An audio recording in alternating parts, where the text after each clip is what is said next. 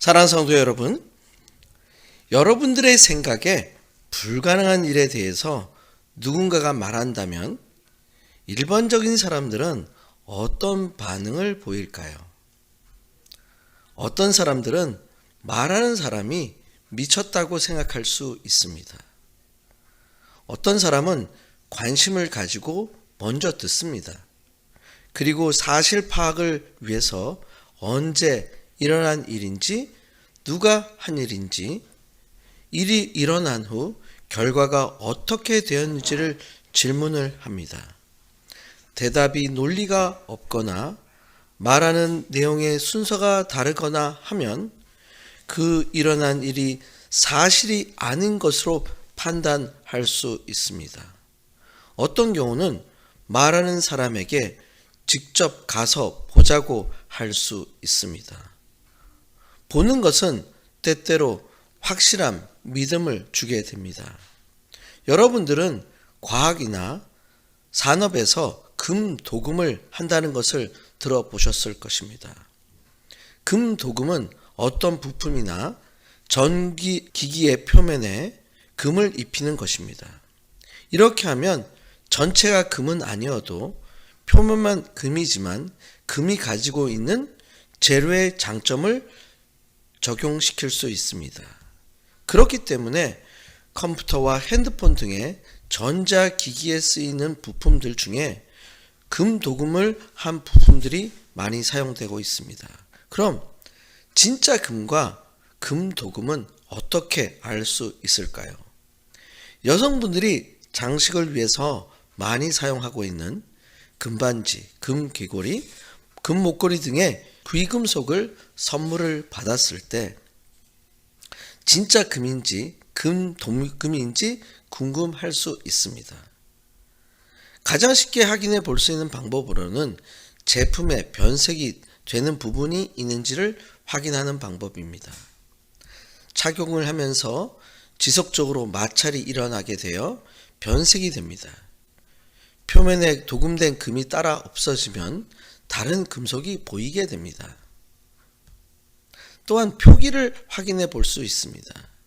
진짜 금 제품은 표기가 14K, 18K, 24K로 되어 있습니다.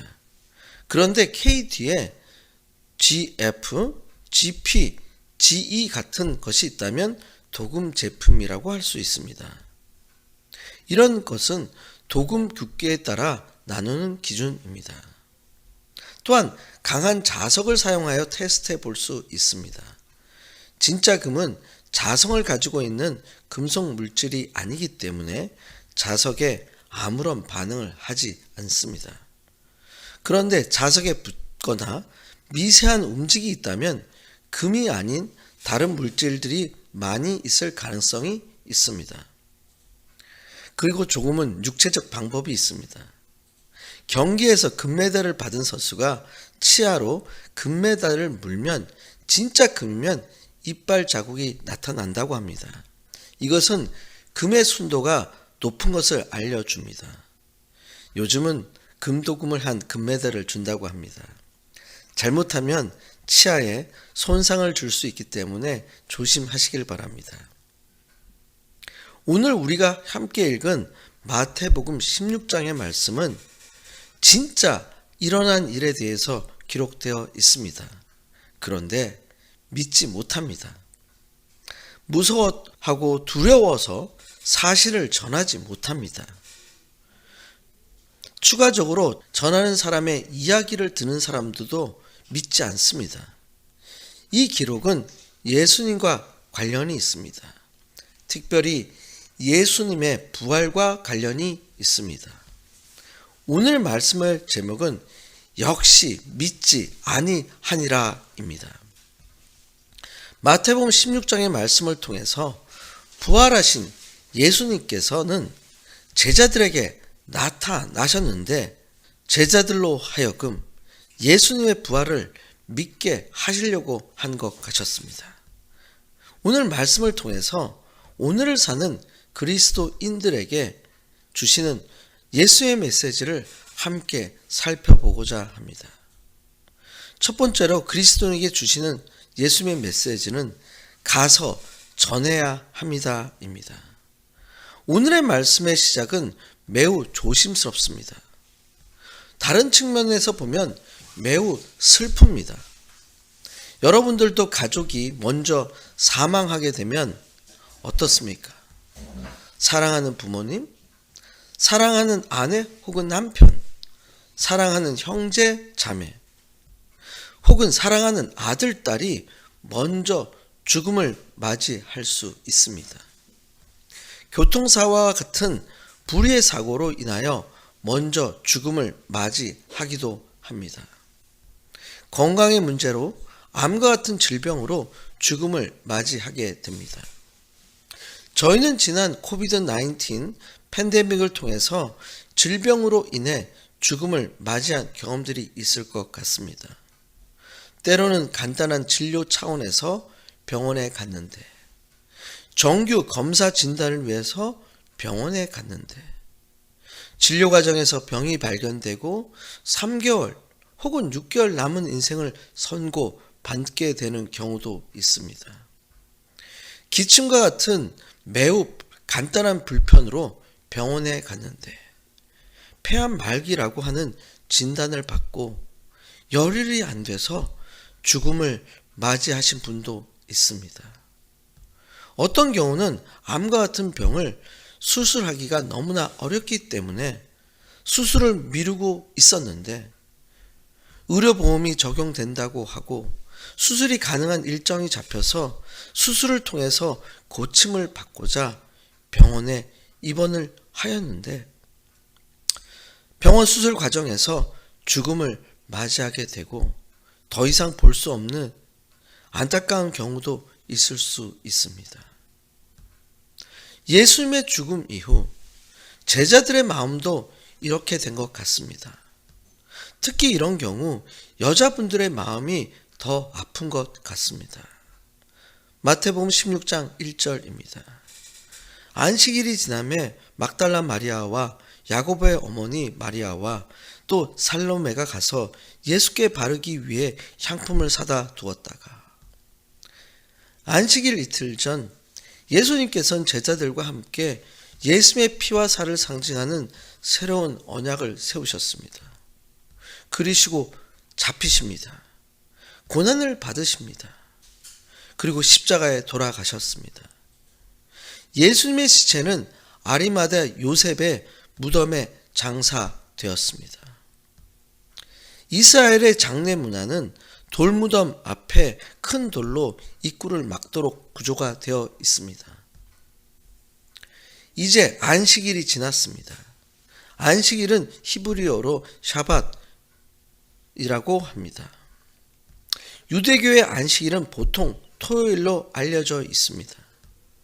유대인들의 정통적 시간관념에 정확한 안식일은 현재 금요일 저녁 6시, 해진 뒤부터 토요일 해가 지는 6시까지라고 할 수 있습니다. 따라서 창세기 1장에 나오는 날에 대한 문구가 저녁이 되매 아침이 되니 이는 몇 번째 날이니라 라고 기록되어 있는 이유가 그것입니다. 그래서 많은 유대인들은 금요일 오전에만 근무하고 정오가 지나면 퇴근이나 자영업자들은 영업을 마감하기도 합니다. 학교 수업도 정오 이후에는 모두 마치게 됩니다.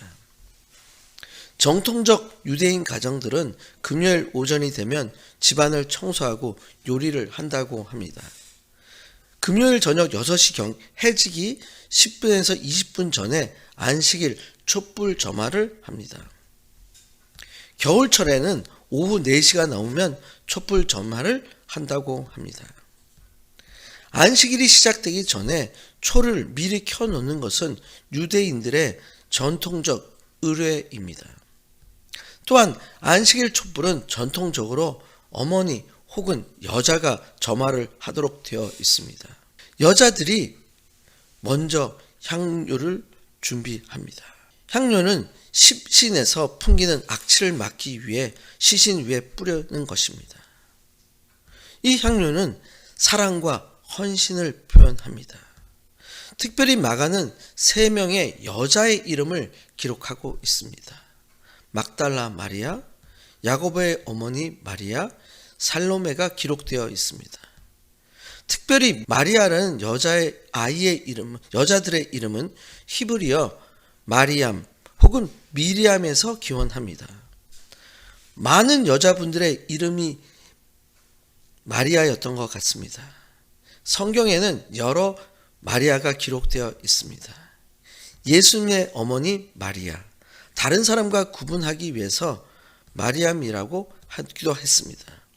글로바의 아내 마리아, 마가복음 16장에 기록된 막달라 마리아, 베다니의 마리아, 마가라고 하는 요한의 어머니 마리아, 로마에서 수고한 마리아 등의 이름이 기록되어 있습니다. 그들은 안식 후 다음 날 이른 아침 여인들은 무덤에 도착한 것 같습니다. 아마도 그들은 새벽 어두울 때 집에서 나와서 해가 뜬 직후에 무덤에 도착한 것 같습니다. 여인들만 같이 왔기 때문에 말한 것 같습니다. 16장 3절입니다. 서로 말하되 누가 우리를 위하여 무덤 문에서 돌을 굴려 주리오 하더니, 유대인들의 전통적 무덤은 굴로 되어 있어서 앞에 큰 돌로 막아둡니다.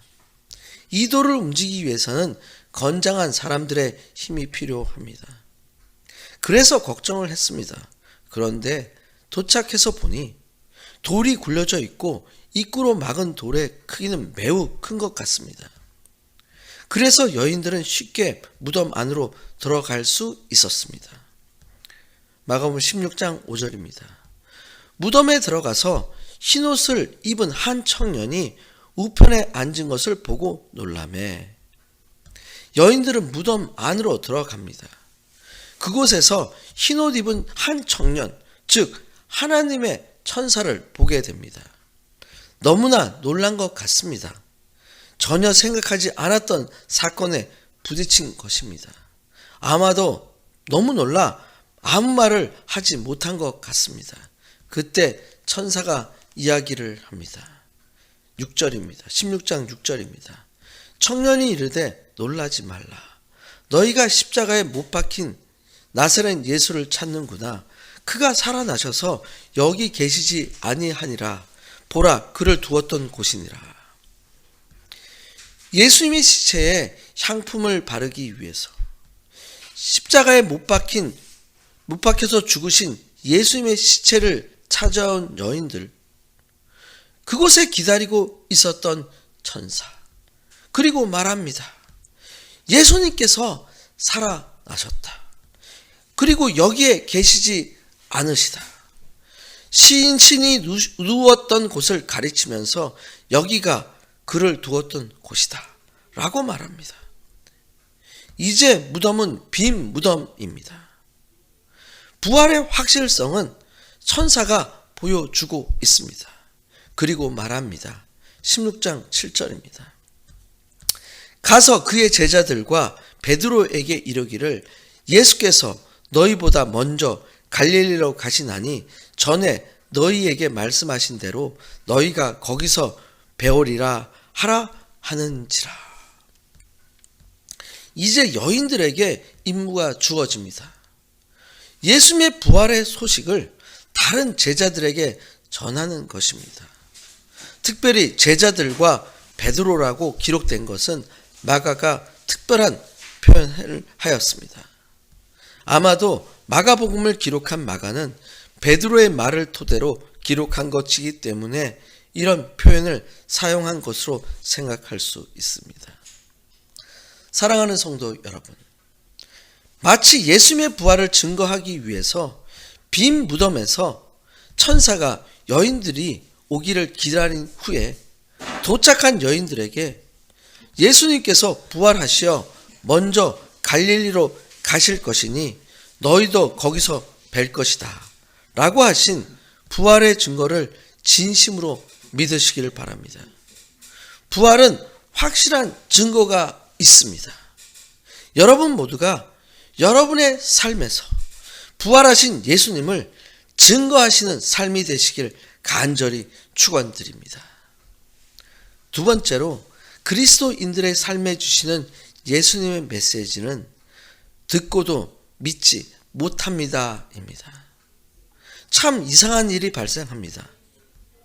예수님께서는 자신의 죽음을 여러 번 제자들에게 이야기하셨습니다. 그리고 3일 만에 부활하실 것도 말씀하셨습니다. 그러나 예수님의 부활을 제자들은 믿지 못했던 것 같습니다.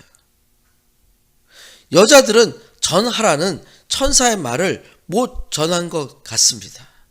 16장 8절입니다. 여자들이 몹시 놀라 떨며 나와 무덤에서 도망하고 무서워하여 아무에게 아무 말도 하지 못하더라. 여인들은 두려워서 아무 말도 하지 못한 것 같습니다. 하나님의 현존과 능력이 너무나 대단해서 두려움에 압도되어서 아무에게도 아무 말도 하지 못한 것 같습니다. 이런 일이 다시 반복됩니다. 마태복음 16장 9절입니다. 예수께서 안식 후 첫날 이른 아침에 살아난 후 전에 7 신을 쫓아내어 주신 막달라 마리아에게 먼저 보이시니 천사를 통해서 자신의 부활을 알리게 하신 예수님께서 이번에는 예수님께서 직접 나타나셔서 보여주십니다. 먼저 막달라 마리아입니다. 예수님께서 7 귀신을 쫓아내 주신 마리아입니다. 그녀에게 예수님께서 처음으로 나타나셨습니다. 예수님께서는 아마도 의도적으로 자신을 보여주신 것 같습니다. 보지 않고 믿지 못하는 사람들을 위해서 직접 자신을 보여주십니다. 이제 막달라 마리아는 부활하신 예수님을 직접 보았기 때문에 예수님의 부활을 전할 수 있게 되었습니다. 마리아가 갑니다. 그리고 알립니다. 10절입니다. 마리아가 가서 예수와 함께 하던 사람들이 슬퍼 울고 있는 중에 이 말을 알리매 그런데 그들은 믿지 않습니다. 11절입니다. 그들은 예수께서 살아나셨다는 것과 마리아에게 보이셨다는 것을 듣고도 믿지 아니하니라. 아마도 마리아의 이야기를 듣는 사람들은 그녀가 예수님에 대해서 너무 슬퍼서 헛것을 본 것이라고 생각할 수 있습니다. 그러나 예수님의 부활은 사실입니다.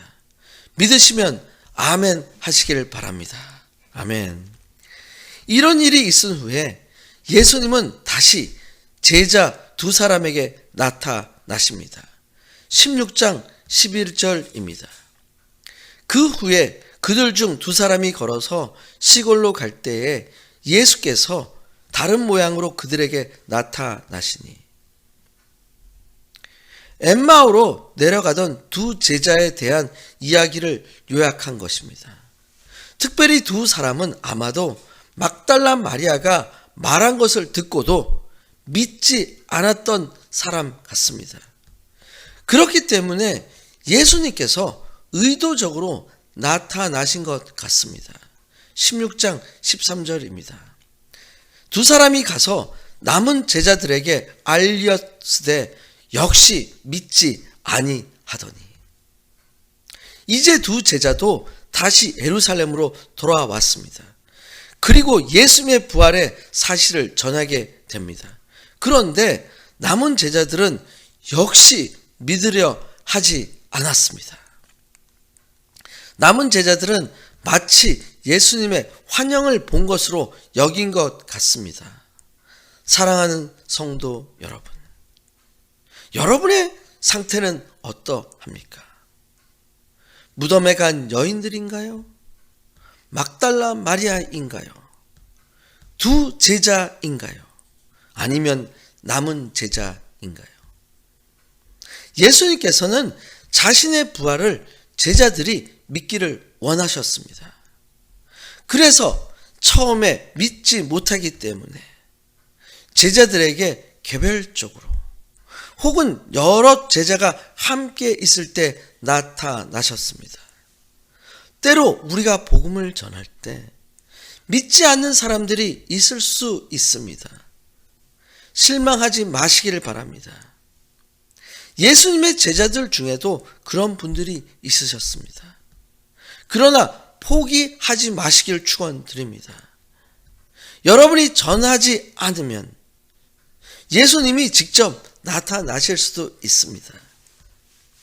그러나 여러분이 보지 못하더라도 그럼 보고서도 믿는 믿음으로 예수님의 부활의 복음을 전하는 자들이 되시길 축원드립니다. 세 번째로 그리스도인들의 삶에 주시는 예수님의 메시지는 꾸짖으셨습니다입니다. 아마도 부활하신 예수님의 입장에서 볼 때 제자들의 믿지 못하는 모습은 매우 안타까운 것 같습니다. 예수님께서는 부활하신다고 말씀하셨습니다. 그런데 제자들은 그 말씀을 이해하지 못한 것 같습니다.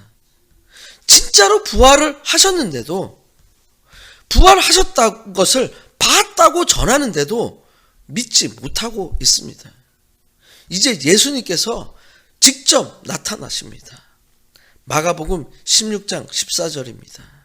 그 후에 11제자가 음식 먹을 때에 예수께서 그들에게 나타나사 그들의 믿음 없는 것과 마음이 완악한 것을 꾸짖으시니 이는 자기가 살아난 것을 본 자들의 말을 믿지 아니함일러라. 엠마오에 가던 제자들의 말을 믿지 않았던 제자 11명 함께 식사를 합니다. 그때 예수님께서 나타나셨습니다.